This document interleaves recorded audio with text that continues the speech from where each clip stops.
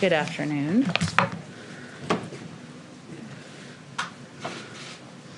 Just have a couple of items for you all at the top. I was a little worried about getting that mask off with the earrings. Okay, successful, good start. Today, President Biden joined the House Democratic Caucus meeting by phone to discuss the American Rescue Plan. The president made clear that the American Rescue Plan was designed to meet the stakes of the public health and economic crisis, and the President Caucus agreed that a final package must address the crises facing working families, including housing and food insecurity, and reopening schools. President Biden said the cost of inaction and doing too little is greater than the cost of doing too much. The president also had the opportunity to meet in the Oval Office just a few minutes ago with Leader Schumer and the Democratic chairs of the Senate committees with jurisdiction over the American Rescue Plan as part of his ongoing engagement with lawmakers from both sides of the aisle. During the meeting, they had a productive conversation on the status of legislative proceedings on the package.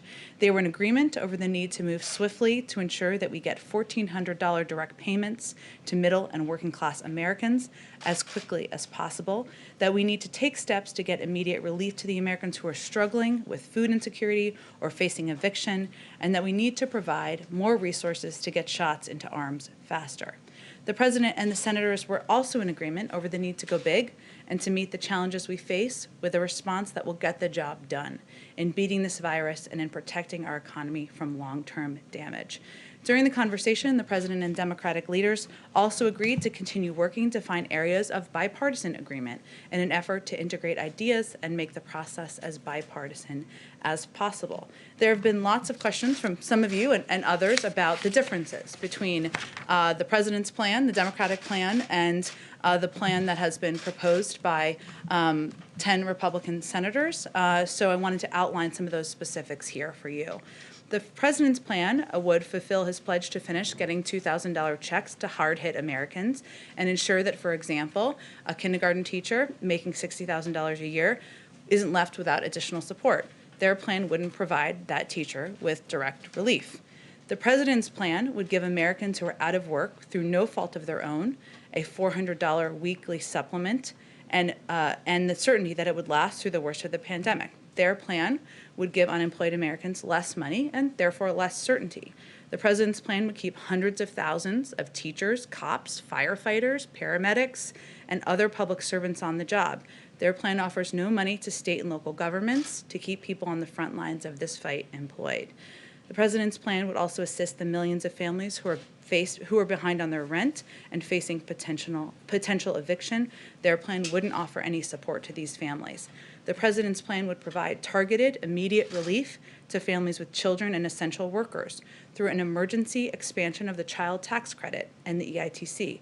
Their plan would deny relief to 15 million lower-income essential workers. The president's plan together would reduce the number of kids living in poverty by 5 million this year and cut child poverty in half. Their plan would likely leave millions of additional kids out. Just as importantly, the president's plan would make sure we have every resource we need to defeat this virus and get life back to normal, including $130 billion to help ensure our kids can go back to school safely, $20 billion to mount a nationwide vaccination campaign, $50 billion for more and better testing and critical funding to improve our ability to track and defeat emerging COVID-19 strains. I know that was a lot, but it's a lot of interest in this issue. Go ahead, Josh. Thanks so much, Jen. Two questions. President Biden told House Democrats today that he considered the $1,400 direct payment a promise that he can't break. At the same time, a new analysis from the Penn-Wharton budget model suggests that 73% of those payments would go into savings instead of be spent in ways that could boost growth. I'm wondering, what's more important, to keep the promise or to ensure that the package does all it can to maximize growth? Well, first, on the Penn-Wharton analysis, we've seen that analysis, and I've talked to our economic team about it, and frankly, we feel it's way out of step with the majority of studies on this plan, including independent analysis from the Wall Street firm Moody's, JP Morgan Chase, and the Brookings Institution. and the analysis concludes that our economy is near capacity, which would be news to the millions of Americans who are out of work or facing reduced hours and reduced paychecks. So this starting place means their model is way off. So our view is we're going to listen to governors, we're going to listen to a broad range of economists, we're going to listen to health experts on what is needed, what the American people need at this point in time. And when 1 in 7 American families don't have enough food to eat, it's clear that there is a great deal of need for assistance. Secondly, the president is set to speak to the State Department tomorrow. How does he expect to change the tone with regard to refugees, China, and Russia relative to his predecessor? Well, first, I would say the president's visit tomorrow, which we rescheduled because of snow, is largely focused on his desire to thank the men and women who are Foreign Service officers, civil servants, who are the heart and soul of that institution and, frankly, our government. And I worked there for 2.5 years. It's an incredible place, and they've had many of them have had a challenging couple of years. But he will also, of course, talk broadly about foreign policy. How could he not if he is there? This will not be a lay down of his vision for every issue and every foreign policy issue. He will have plenty of time to do that. So I just want to kind of expectation set on what to expect for tomorrow. But you were also asking about the difference between his approach on Russia and China. I think on Russia, his call to President Putin is a couple of weeks ago, 2 weeks ago, is clear evidence of exactly that. When he called President Putin, he did not hold back. He made clear that while there are areas where we can work together, say New START, which is in the interest of the security of the United States, he has concerns about a number of areas of their reported interference, whether it's in elections, in the hacking of the United States, the SolarWinds hacking, I should say, reports of bounties on American troops. There's an ongoing review that's happening, which he also stated in that conversation. So his engagement, even directly with President Putin, tells you a bit about the difference alone. And on China, the president's view and the administration's view is that we need to work with our allies, we need to work with our partners to align on how we're going to approach our relationship with China, and we need to approach that relationship from a position of strength. There are obviously key components of that relationship. They're economic, they're strategic, but we're going to work closely with our allies. He's having those engagements now. We've done a lot of call readouts, of course, and also with partners on the Hill, Democrats and Republicans, on the best path forward. Go ahead. Thanks, Jen. The Republican plan matches you guys up on the national vaccine top line and also the testing top line, but you ticked through some pretty significant differences between the two proposals. And I know we ask this seemingly daily at this point, but It's your job. Where is the space for bipartisan agreement when the differences are that significant across major components of what the president wants? Well, an area where there's agreement to work together on is funding for small business. And that's something, of course, Democrats and Republicans want to do. Our view is that this bill itself is bipartisan. 74% of the public support it, Republicans and Democrats, independents across the country. And there is agreement that it's important to work with many Republicans and Democrats who fall on different parts of the political spectrum to put their ideas forward and consider them. And that's part of the conversation and part of the process now happening on the Hill. We will see. What proposals that improve the bill, that make it better, and there's certainly an openness to that. One more quick relief.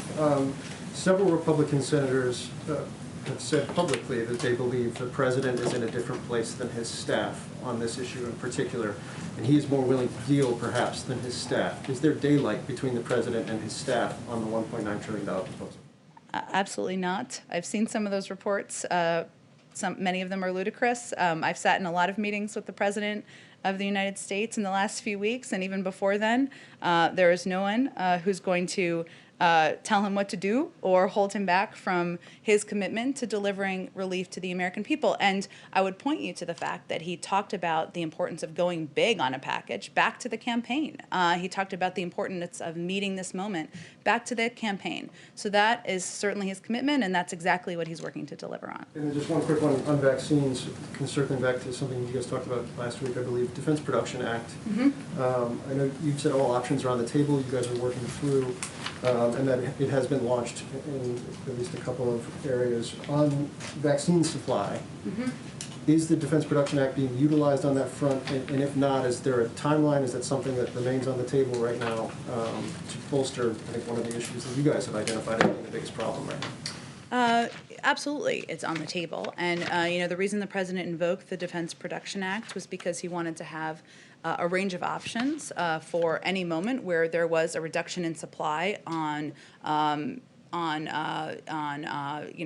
materials, on PPE, on syringes, and at the appropriate time, we can certainly use it for that. But right now, our focus is on working with Pfizer and Moderna. We have confidence in their ability to produce the number of vaccines that the government has ordered on the timeline that we have committed to. And that means that we would have enough vaccines here to be able to vaccinate every American by the summer. So our focus is really more on evaluating where there are needs for supplies and materials that would help deliver the vaccines into the arms of Americans. Jen, go ahead. Jen, you saw the president say earlier he's still confident he can get some Republican support. Mm-hmm. Mitt Romney was asked about that a little while ago, and he said, well, if they're not going to budge off the $1.9 trillion number, it's not going to happen. He was then asked, well, can you give us a specific example of something that demonstrates the differences? You didn't mention it. He says the $360 billion or so for states and localities. Is that something that is considered negotiable by the White House? Well, I'd be interested, because I didn't see, so now I guess I'm asking you a question, what Senator Romney said about whether they would propose any funding for state and local. He said that the most recent reports show that the average state in America only lost about 1/10 to 1% of the revenue, so it should perhaps be adjusted. Well, they are not proposing any. So I would suggest, given that they also supported 160 or 180 billion in a package that move forward under the Trump administration, that's a place where we would certainly welcome an offer from their end on what state and local funding they'd support. One other on economic relief related to the pandemic. There was a full-page ad in the New York Times last week, put there by several prominent women, calling on the Biden administration to implement what they call a Marshall Plan for moms in the first 100 days. Has the president seen the ad, and would he support the idea of monthly payments to mothers who are saddled by this pandemic? Well, as a mom myself, I can confirm for you that the conversation I have most frequently with friends on Zoom calls is about the impact of the pandemic on working moms across the country. And what the president has certainly concerned about, as we all are, is the fact that this has a disproportionate impact on communities of color, on women of color who are working, many of them working on jobs as frontline workers and playing vital roles in industries across the country. And it's certainly an issue that Secretary Yellen, his economic team are focused on and will be looking for ways to help appease. Two other quick ones. The president said yesterday he hadn't yet had a chance to contact the families of the FBI agents killed in South Florida. Has he been able to do that yet? We will follow up with you after the briefing. I did not have a chance to ask about that before I came out here today. And then earlier today, Canada designated the Proud Boys as a terrorist organization, putting them alongside Al-Qaeda, ISIS, and Al-Shabaab. Does the U.S. plan to do the same? I had seen that, Ed, before we came out here, and I'd asked certainly our team to make sure we had a little bit of guidance on that for all of you. We, of course, have a review underway, a domestic violent extremism, I should say, review that's underway by our national security team to take a look at violence and this type of concerning group activity across the country. I expect we will wait for that review to conclude before we make any determinations. So no final decision? It's an ongoing review, and when it's concluded, I'm sure we'll have more to say about our view. Go ahead. Thank you, Jen. The top Republican on the House Armed Services Committee is asking you to apologize for some of the comments that you made yesterday in the briefing room about the Space Force. Will you apologize? I did send a tweet last night. You may not all be on Twitter. Maybe they're not on Twitter. That said, we invite the members of Space Force here to provide an update to all of you on all of the important work they're doing, and we certainly look forward to seeing continued updates from their team. Big picture here, I mean, does the Space Force have the full support of the Biden administration, or is the president at some point perhaps going to try to get rid of it or in some way diminish it? They absolutely have the full support of the Biden administration, and we are not revisiting the decision to establish the Space Force. The desire for the Department of Defense to focus greater attention and resources on the growing security challenges in space has long been a bipartisan issue, informed by numerous independent commissions and studies conducted across multiple administrations. And thousands of men and women proudly serve in the Space Force. As you know, it was established by Congress, and any other steps would actually have to be taken by Congress, not by the administration. One more space question. NASA's Artemis program, which was the Trump-era program to return American astronauts to the moon by 2024. What is the president's plan? What is he going to do with that program? Is he going to keep it intact? I am personally interested in space. I think it's a fascinating area of study, but I have not spoken with our team about this particular program, so let me see if we can get you a more informed overview of that. Okay, one more question, if I could. Sorry, about the president's comments last night as he was paying his respects to the FBI agents that lost their lives or were injured. He said, by and large, the vast majority of these men and women are decent, honorable people. What did he mean by that, the vast majority part? That's exactly what he meant. Go ahead, Kristen. Thank you, Jen. President Biden has been very clear that one of his core promises to the American people is to try to unify this country. How can he take steps to unify the country while the impeachment trial is going on next week? Well, he can focus his efforts, which is exactly what he's doing, on delivering necessary relief to the American public and using his forum to talk about how he's going to reopen schools, how he's going to get shots in the arms of Americans, how he's going to ensure that the 1 in 7 American families who are concerned they can't put food on the table can do exactly that. That's how he's spending his time as we started this briefing, and how he will continue to spend it moving forward. What's his message to Republicans who say that the very trial itself undercuts any efforts at unity?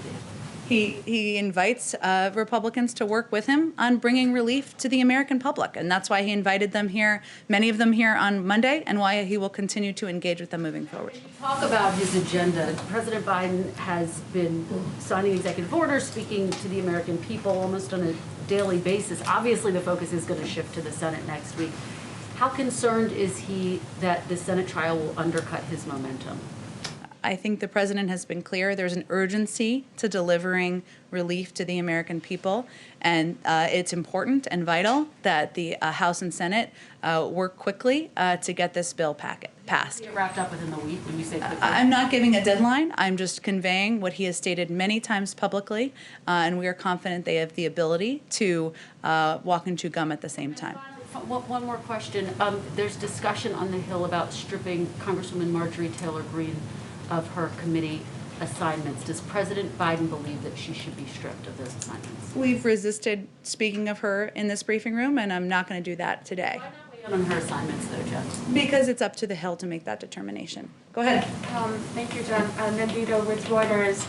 President Biden has always expressed support for unions, and in fact has distributed a plan to kind of strengthen worker organizing around the country. There are thousands of workers at an Amazon facility in Alabama that are currently gearing up to cast a vote and potentially form a union inside the company. This will be the first of its kind inside Amazon. Does the White House and President Biden support their efforts to organize and form a union?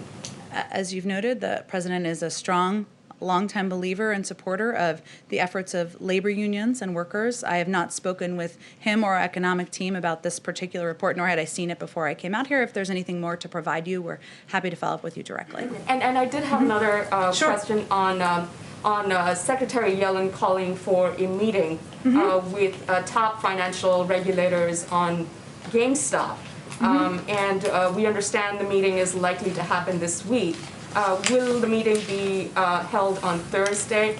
And will the focus really be on whether Robinhood treated retail investors unfairly over large institutional investors? Well, I would send you to the Treasury Department for any specifics on the timing of the meeting or the focus of the meeting. For any of you who have not seen this report, Secretary Yellen has called a meeting with the SEC, FRB, FRBNY, and CFTC. She believes the integrity of markets is important and has asked for a discussion of recent volatility in financial markets and whether recent activities are consistent with investor protection and fair and efficient markets. That will be the focus of the meeting, but for more details, I would certainly send you to the Treasury team. Go ahead, Jennifer. Any update on the release of the White House visitor logs? Either were you able to figure out if you can technically access the Trump administration visitor logs? I was. We cannot. That is under the purview of the National Archives, so I'd certainly point you to there. And in terms of the our plans to release the visitor logs, we do plan to do that on a quarterly basis, just as the Obama-Biden administration did as well. And then one other thing also on unions, Mitch McConnell was critical today of giving generous funding to school districts where the unions are not allowing the schools to open. Do you have any reaction to that? I would say that the purpose of giving funding or supporting funding and getting it to school districts is to ensure that teachers are safe, that kids are safe, that there is necessary PPE, that there is ventilation in the school, that there is the environment that allows for children to return safely. And that is the president's focus. That's why he also wants to reopen schools and wants them not to just reopen, but wants them to stay open, which as a mom, that is pivotal. But he knows it's essential that it's done in a safe way. Anything on the unions not allowing some school districts to reopen? There's discussions in different districts, as you well know, between school districts or and elected officials and the unions, and we certainly hope and encourage progress on that front. But the president's focus is on the schools reopening safely and them staying open. Go ahead, Sungmin.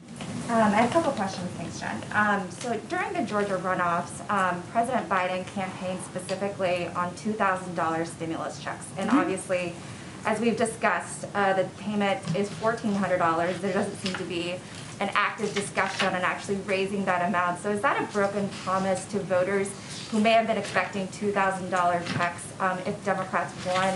And would the administration be open to raising that amount? Well, you're right that the president is very focused on ensuring millions of Americans receive those checks and that pivotal relief at this point in time. There was $600 payments, as you know, in the $900 billion package that passed in December. This is $1,400. Together, that's $2,000. So it would be delivering on the promise he made, and it's something that he is firmly sticking by. Another question on immigration. The Biden administration has extended temporary protected status for Syrian nationals. Obviously, the Trump administration cut off TPS protections for many other countries, such as El Salvador, Nicaragua, and Haiti. So does the administration plan to reinstate those TPS protections for those countries? It is all under review at this point in time, and obviously the president has talked about his own commitment to reinstating TPS in certain cases, but it has not. The review has not been complete at this point in time. Go ahead. Thanks, Jen. Earlier today on the call with House Democrats, the president talked about better targeting the stimulus checks. I'm wondering if you could just explain what he meant by that and what might be under consideration. Sure. Well, as we've said in here a few times, but I know this is an ongoing process. You know, the president, having served in the Senate for 36 years, fully recognizes that the bill he proposed, that he did a primetime address on 2 weeks ago, that may not look exactly like the bill that comes out. And he knows that. That's part of the legislative process. So further targeting means not the size of the check. It means the income level of people who receive the check. And that's something that has been under discussion. There has been a conclusion, but certainly he's open to having that discussion.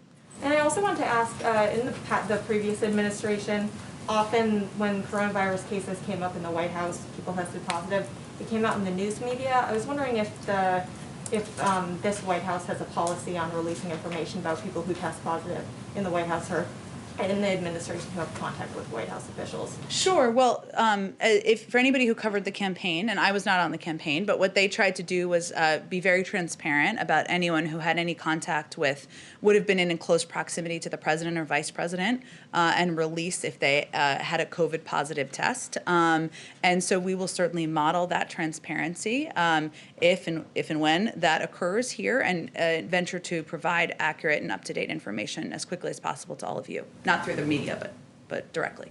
I mean, you are the media, but you know what I mean. Go ahead. Hi, thanks, Jen. I have one question and then one from a colleague who can't be here due to social distancing. The CDC director is saying that the vaccination of teachers is not a prerequisite for safe reopening of schools. Does the White House agree with this? And should states be prioritizing teachers over other essential workers in the vaccine line? Well, I saw the comments of Dr. Walensky, but I will say that even she would say, if she were standing here, she's welcome to come anytime, but she's in Atlanta, that they have not released their official guidance yet from the CDC on the vaccination of teachers and what would be needed to ensure the safe reopening of schools. And so we'd certainly defer to that, which we hope to see soon. The president himself has talked about the importance and the priority of vaccinating teachers, and in most states they're in the 1B category of vaccination. But it is up to states to determine prioritization. Obviously, there's federal guidelines, and we work closely with governors, but we leave it to them. But certainly ensuring teachers are vaccinated, prioritizing teachers is important to the president. And this is from a colleague. Oh, sorry, go ahead. Yeah, following the 2020 election, 28 states have brought forward 106 different bills related to voting access, according to the Brennan Center for Justice. Is President Biden keeping track of those efforts, and will he talk with states to ensure Americans aren't restricted from voting in future elections? Well, the president's priority is certainly ensuring, and the vice president's priority is certainly ensuring more people, not fewer people, have access to voting, and that it is easier, not harder, to do that. We saw some examples of voting by mail or early voting given COVID. That could be models for the future. It's certainly an issue he's following, and his team keeps him abreast on. I don't think there's been an update since he was inaugurated to him, but it's certainly an issue he cares personally about, as does the vice president. Go ahead and back. Yeah. Good afternoon. Owen Jensen with EWTN Global Catholic Network. President Biden has stated he wants to unite the country. In the first 2 weeks he's been in office, however, and much to the great disappointment of pro-life Americans, he has revoked the Mexico City policy. He has ordered a review of Title X and issued a statement strongly supporting Roe v. Wade. Is the president going to make any effort to reach out to pro-life Americans in his administration? Well, those have long been the president's positions, and he certainly was just restating them and delivering on promises he made on the campaign trail. But the president will reach out to all Americans, and that is how he's going to govern, what he talked about in his inaugural address, and he has every intention of delivering on that promise. If I may follow up on that, will he, you described him as a devout Catholic, will he use his faith to guide him in any policy decision making? He does attend church nearly every weekend, and that's something that's important to him personally and to his family. And he's talked about the impact of his faith on healing and everything he's been through as a human being. So certainly it's a guide to him as a human being. Go ahead. Thanks. Earlier you mentioned a number of topics that Presidents Biden and Putin had discussed. One that you didn't mention is the two Marines who are imprisoned, Trevor Reed and Paul Whelan. Trevor Reed from Texas had an appeal today in Moscow. The U.S. ambassador called his conviction a mockery of justice. What is the U.S. doing to secure their release, and do you consider these two Marines to be hostages?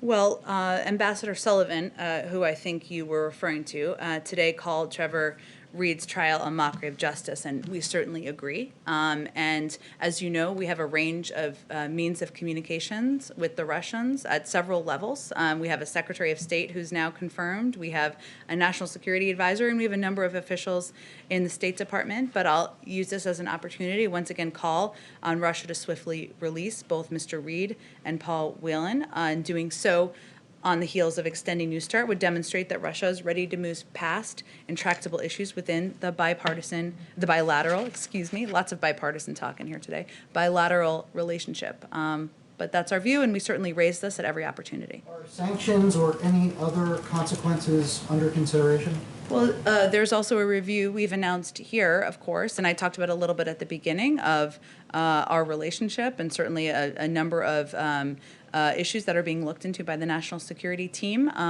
And once that review is concluded, we'll have more to say on our policy moving forward. Does the administration consider them to be hostages? I don't think I'm going to add a new category or categorization from here today. Go ahead. Jen, I want to follow up on ventilation in the schools in terms of reopening them safely. How exactly does the White House see that playing out? Is the president saying that no school should be reopened unless they get a brand new or renovated ventilation system? I think the president is saying that, and the CDC, I should say more importantly, and our health and medical experts are saying that ventilation and proper ventilation in schools, and especially schools, public schools that don't have often the benefit of tuition and things along those lines, need to have proper ventilation. We've seen from health and medical experts that that is something that contributes to ensuring the safety of people indoors, which is part of what school is. So they're just conveying that that's an important component of looking at school safety and how we can reopen schools. So it's not a prerequisite then? Well, there haven't been prerequisites set. There have been broad objectives that have been set by the CDC and others. They have also not put out their specific detailed guidelines yet, and we'll look forward to seeing those and abiding by them and communicating about them from here. Go ahead, Josh. The president has said he really wants to protect the middle class. And I'm wondering, when it comes to things like direct payments, what's the income range by which you define the middle class? Like, how much does someone who's middle class, how much do they earn? What's the range? Well, there are ranges in the bill, as you know, that are what the president proposed and what he outlined during his primetime address. I don't know that he looked at the bill as his own personal definition of the middle class as much as a definition of the people who need help the most.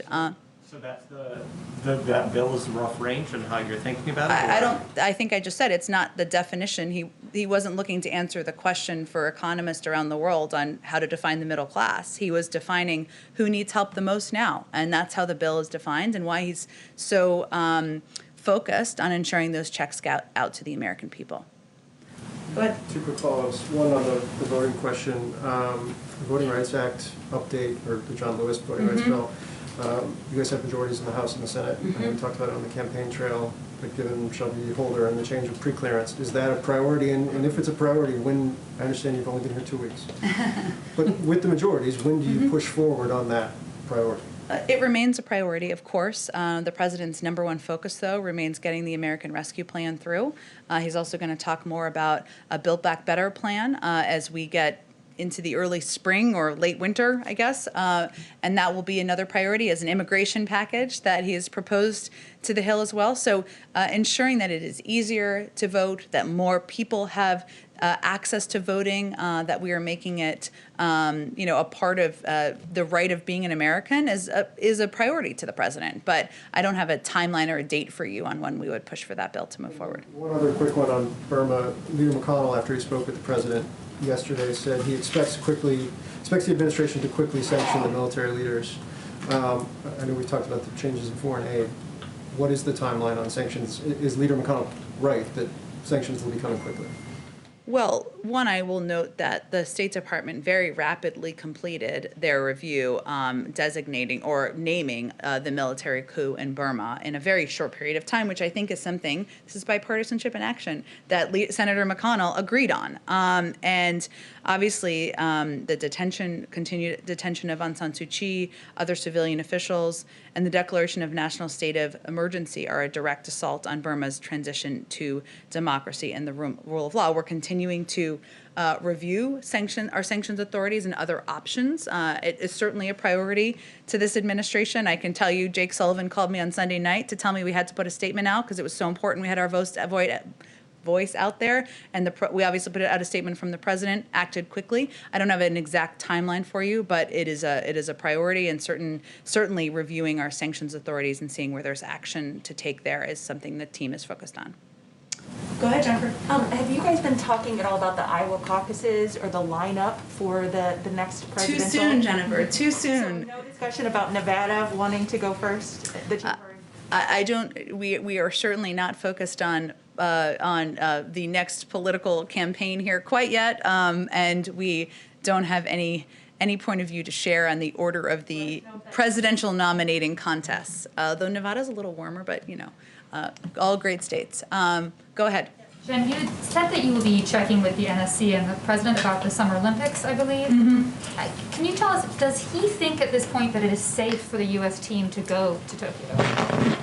Well, I know there's been some reporting on this. We're not currently talking about changing our posture or our plans as it relates to the Beijing Olympics. We consult, of course, closely with allies and partners at all levels to define our common concerns and establish a shared approach. But there's no discussion underway of a change in our plans from the United States at this point in time.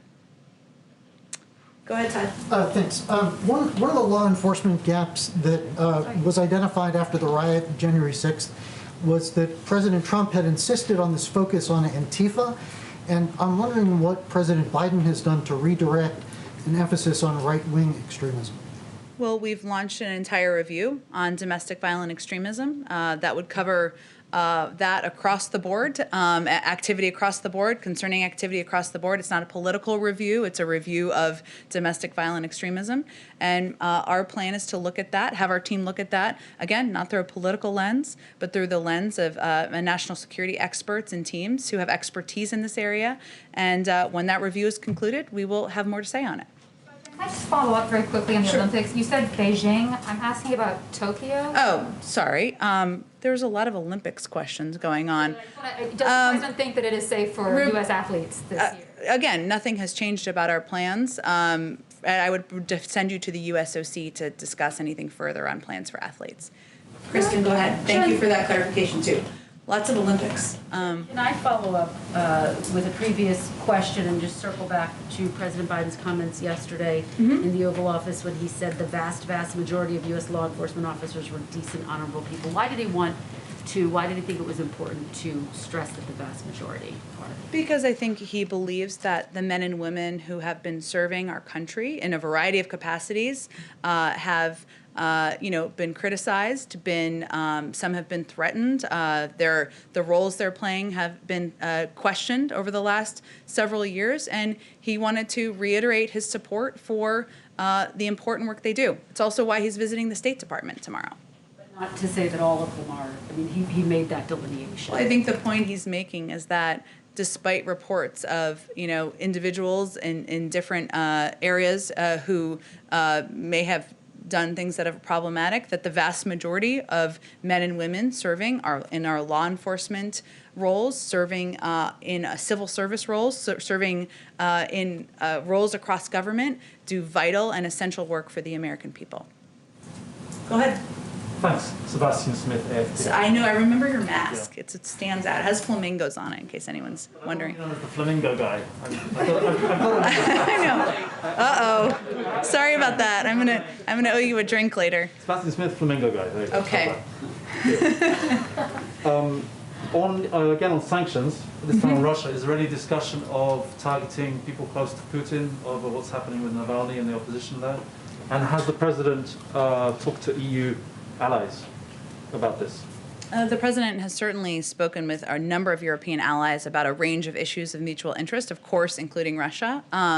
In terms of what sanctions options may exist or what options in terms of a response may exist, the president, of course, reserves the right to respond in the manner and course of his choosing at any point in time. But we're going to let this review complete, and then our policy teams will make decisions about any specific steps they'll take in response.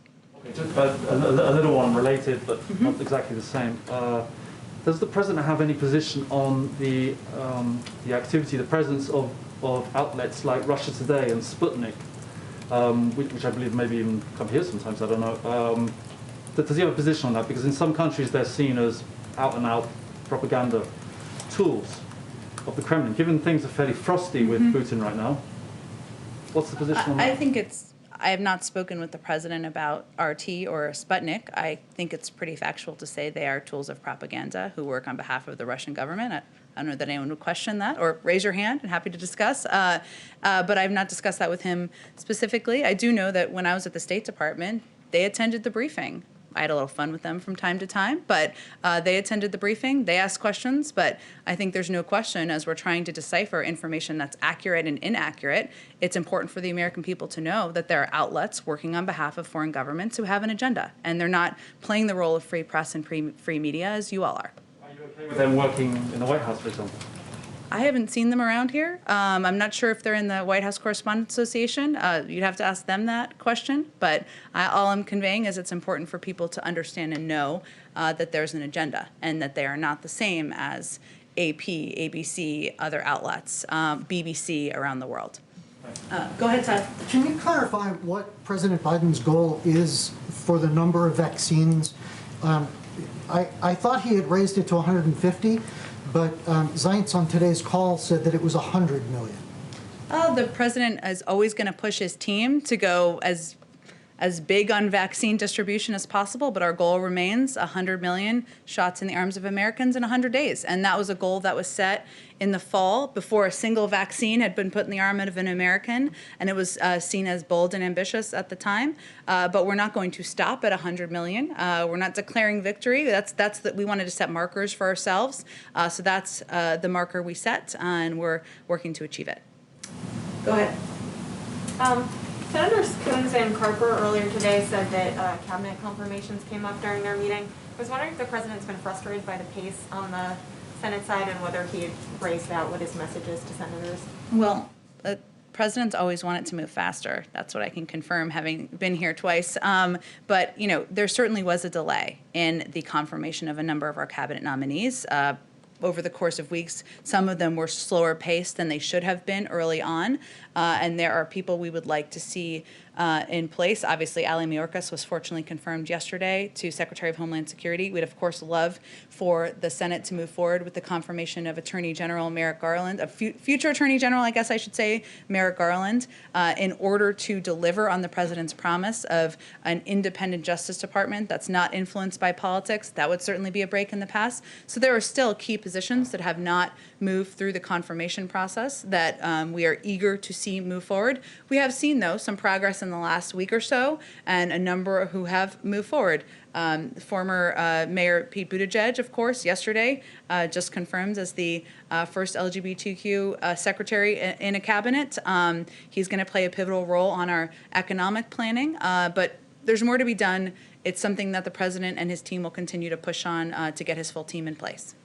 Go ahead. Do you know on the cloud contract for the Pentagon awarded to Microsoft, do you know if the Biden White House is going to review that at all? Because, I mean, you know that during the Trump administration it was awarded to Microsoft instead of Amazon, and President Trump had some feelings about Amazon. And I heard that, saw that. A review? I would certainly send you to the Pentagon on that, Jennifer, and if there's more to report from here, I will let you know, but I would certainly send you to the Pentagon. Go ahead all the way in the back. And would President Biden be open to having mandatory year-round schooling to get kids caught up, so many kids who are falling behind? Would be open to something like that, or having full-time summer school, whatever it takes? I have not discussed full-time or year-round schooling with the president. Of course, as you know, that requires often state funding, and that often is up to governors to know if they can provide that funding. But I don't think I have anything further for you on that. All right. Did anyone not get a question? Okay. Thank you, everyone.